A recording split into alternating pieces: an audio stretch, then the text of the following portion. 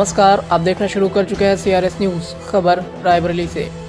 स्वतंत्रता संग्राम सेनानी पंडित अमोल शर्मा की कलश यात्रा गांव से निकलकर पहुंची शहीद स्मारक रायबरेली।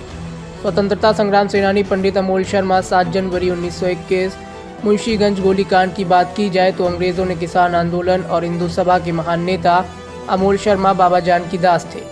इनको सई नदी पर अंग्रेजों ने गिरफ्तार कर जेल में डाल दिया था। इतने पर सई नदी पहुंचे किसानों द्वारा अपने नेताओं की मांग की गई तो अंग्रेजों ने सई नदी का पुल ही तोड़ दिया। तभी हजारों की संख्या में किसानों ने अंग्रेजों को मुंह तोड़ जवाब दिया तो अंग्रेजों ने किसानों पर गोली चलाई, जिसमें बदलू बेड़िया को पहली गोली लगी।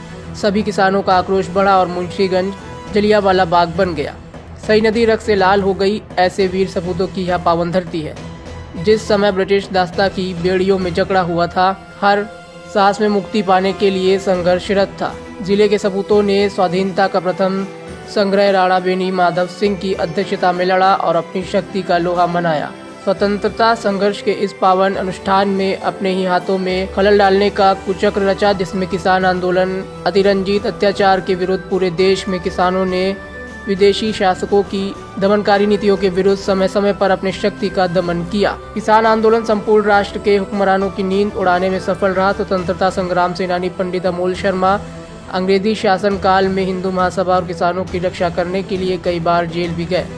ऐसे वीर पुरुष थे पंडित अमोल शर्मा, बाबा जानकी दास, लालता प्रसाद, बद्री नारायण सिंह। लेकिन अगर बात की जाए तो कई कार्यकाल बीत गए और कई प्रधानमंत्री भी बने और कई मुख्यमंत्री भी बने, लेकिन अब तक ऐसे वीर पुरुषों के गांव सभी सुविधाओं से वंचित है।